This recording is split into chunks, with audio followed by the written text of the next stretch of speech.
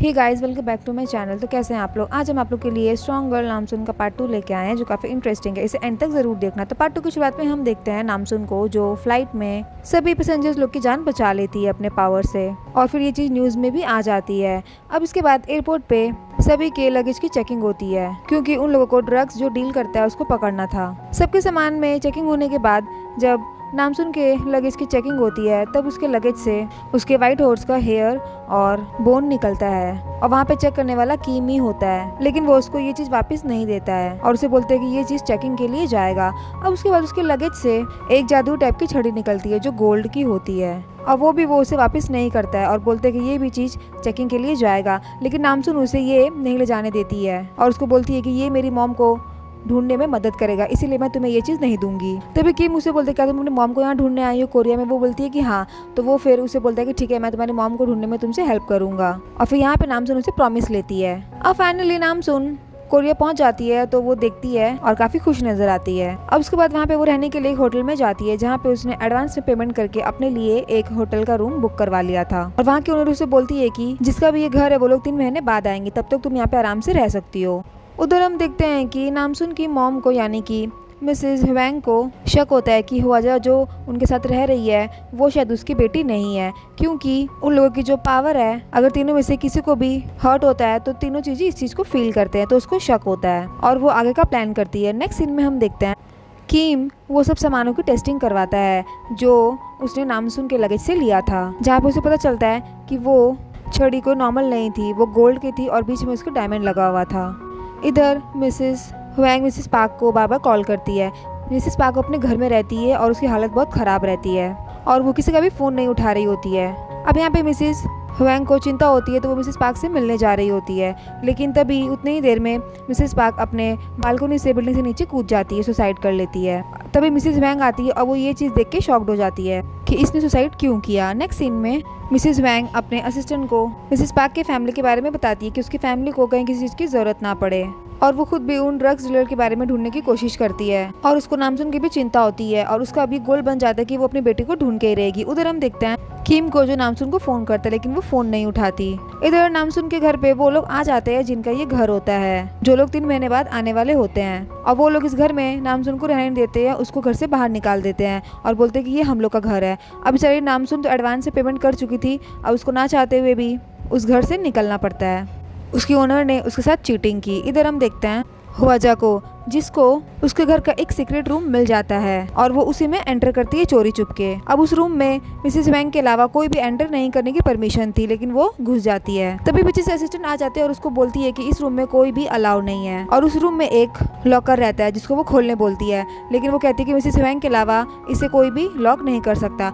अब ह्वाजा की तो उस लॉकर पर नजर रहती है। इधर हम देखते हैं नामसुन को, जो बेचारा अपने घर में रहने की जगह ढूंढ रही थी। तभी उसको एक रिवर के पास बहुत बड़ा ग्राउंड मिलता है, जहाँ पे सभी अपने अपने टेंट बांधे हुए रहते हैं। तभी उसको आइडिया आता है अपने लिए टेंट का घर बनाने का। अब वो फटाफट अपनी पावर से सारा सामान ला के एक मस्त सा बढ़िया टेंट बना लेती है, और वो इतना फास्ट काम करती है कि सभी लोग उसकी तरफ ही देख रहे होते हैं। इधर नामसुन के डैड किसी की फोटोग्राफी कर रहे होते हैं, जहाँ पे किम भी आ जाता है, और वहीं पे नामसुन के बचपन की फोटोज लगी हुई थी, जिसके एक फोटो में उसके हाथ में वही छड़ी थी जो किम के पास ऑलरेडी है। अब वो उस फोटो को देखने जा ही रहा होता है, लेकिन उसके पास एक कॉल आ जाता है, तो वो वहाँ से निकल जाता है। इधर हम नामसुन को देखते हैं, जो वो उस हाउस के ओनर के बारे में कंप्लेन कर रही होती है, जिसने उसके साथ चीटिंग किया, क्योंकि उसने एडवांस से पेमेंट कर चुका था। तभी वो लड़की उसे पूछती है कि ठीक है, जैसे ही हमें पता चलेगा आपको हम कॉल करेंगे, बट अगर आपका फ़ोन खो जाएगा तो हम कैसे कांटेक्ट करेंगे। अब इसके बाद वो किम के बारे में बताती है, क्योंकि उसने किम को भी अपना कॉन्टैक्ट नंबर दिया था। इधर हम देखते हैं नामसुन ने जो टेंट बनाया हुआ होता है, उसी में कोई 2 कपल्स लोग आके सोने लगते हैं। नेक्स्ट सीन में हम किम को देखते हैं, जो लड़की की ड्रेस में होता है, और साथ में उसका फ्रेंड होता है पुलिस ऑफिसर। अब वो लोग ड्रग्स के डीलर को पकड़ने के लिए अपना हुलिया चेंज करते हैं और एक लड़की का पीछा करते हैं। पीछा करते करते फाइनली उनको पता चल जाता है कि ये ड्रग्स का डीलर कौन है। अब जैसे ही उन डीलर को पता चलता है कि ये लोग पुलिस ऑफिसर है, वो अपनी गाड़ी लेके भागने की कोशिश करता है, बट स्मार्टली किम उन लोगों को पकड़ लेता है और अपने साथ ले जाता है और उन लोगों को वो ड्रग्स की बोतल भी मिल जाती है जिसे वो आइडेंटिफाई करने के लिए भेजते हैं। इधर हम नामसून को देखते हैं जिसके टेंट में 2 कपल्स आए हुए रहते हैं। अब वो जैसे उन लोगों को देखती है तो उन लोगों को अपने टेंट से बाहर निकलने के लिए बोलती है, लेकिन वो लोग नहीं निकल रहे होते हैं और वो लोग उसी से पूछताछ करते हैं। अब यहाँ पे नामसून अपने बारे में सारी स्टोरी बताती है, तभी वो लोग बैठ के बातें करते हैं और नामसून उन लोगों को बोलती है कि ठीक है, तुम लोग मेरी जगह से तो निकलो, मैं तुम लोगों के लिए एक और टेंट बना दूंगी। तभी वो लोग खुश हो जाते हैं और उसे बोलते हैं कि ठीक है, इसके बदले मैं आप लोग के लिए तुम्हारे लिए क्या कर सकता हूँ। तभी वो लोग उसको बहुत सारा वही लेडी को ऑफर करते हैं। ये डील के लिए नामसून मान जाती है। उस लेडी के वो लोग खाना खाने के बारे में बताते हैं जहाँ पे कीम आता है और वो समझ जाती है कि शायद ये कीम होगा। यहाँ पे जिसे वो नामसून के बारे में बताती है कि क्या वो उसे एयरपोर्ट पे मिला था। वो सोचते हैं कि कहीं नामसून की परेशानी के बारे में बात कर रही है और वो लेडी से बताती है उसके पास फोन नहीं है, उसका फोन करने के लिए कि तुम्हारा मेन लीडर कौन है, लेकिन वो पता ही नहीं रहा होता है और उस गुंडे का नाम सब होता है। बताती है कि उसके मेन लीडर का कॉल आता है और जैसे वो अपने फोन का लॉक खोलता है कि यहाँ पे हाथ से थोड़ा सा ब्रश लेते ताकि वो सारा इंफॉर्मेशन निकलवा पाए। नामसून उधर जो ड्रग्स होता है उसको आइडेंटिफाई किया जाता है, कैंप जैसा बना देती है, वो लोग कैसे बना रहे हैं और इससे क्या और नुकसान हो सकता है। ये सब वो लोग लैब से देर में बाहर कुछ लोग उन लोगों को आके बोलने लगते हैं कि तुम लोगों ने रास्ता ब्लॉक कर दिया, ये टेंट यहाँ से हटाओ, और जोर जोर से चिल्लाने लगते हैं। अब जब वो लोग नहीं मान रहे होते तो सभी उन लोगों का कैंप तोड़ के फेंकने के लिए आगे बढ़ रहे होते हैं, जहाँ पे वो उन दोनों को तो उठा के फेंक देते हैं। लेकिन यहाँ पे नामसून देखते कि वो लोग हर्ट हो रहे हैं, तब वो अपने पावर्स का इस्तेमाल करके उन लोगों को अच्छा सबक सिखाती है, जहाँ पे सब देखते ही रह जाते हैं। नेक्स्ट सीन में हम देखते हैं वो लोग सब उन लोगों के कैंप के लिए जाके कंप्लेन कर देते हैं ऑफिसर को, जहाँ पे नामसून भी बैठी रहती है और वो बहुत ज़्यादा सैड रहती है कि उसने कोरिया आने के लिए कितनी ज़्यादा मेहनत की और वो कितनी खुश थी जब वो कोरिया में आई थी, लेकिन वो ये सब चीज़ के लिए कोरिया में नहीं आई थी जो उसके साथ हो रहा है। उसने कोरिया की लैंग्वेज भी पढ़ी और वो 10 सालों से उसने मेहनत की, पैसा कमाया कोरिया आने के लिए। अब वो बहुत ज़्यादा हर्ट थी, रो रही थी। इतनी देर में उसके पास स्कीम आ जाता है जिसको देख के वो थोड़ी सी खुश होती है। अब वो लोग बैठ के बातें कर रहे होते हैं। वो नामसून का मुंह थोड़ा सा लाइट करने का कोशिश करता है, जहाँ पे वो उसे पूछता है कि तुमने कोरियन की लैंग्वेज कहाँ से सीखी और कैसे सीखी, और इसी के बाद उसका जो भी सामान था उसके पास वो नामसून को रिटर्न करता है। अब यहाँ पे नामसून बोलती है कि क्या तुम सच में मेरी हेल्प करोगे मेरी मॉम को ढूंढने के लिए। तभी कि मुझे बोलता है कि मैंने जो प्रॉमिस किया है मैं उसे ज़रूर निभाऊंगा।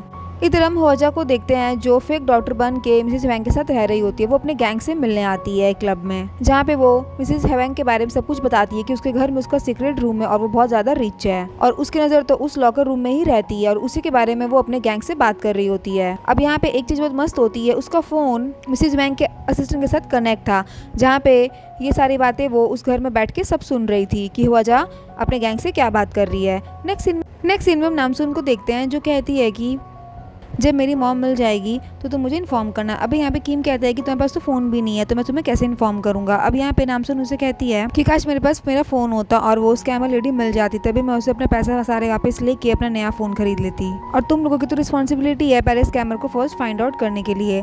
अब यहाँ पे कीम उसे थोड़े से पैसे देता है ताकि वो कहीं पे अपने लिए एक रूम बुक कर पाए, लेकिन नामसून उससे पूरे पैसे नहीं लेती है।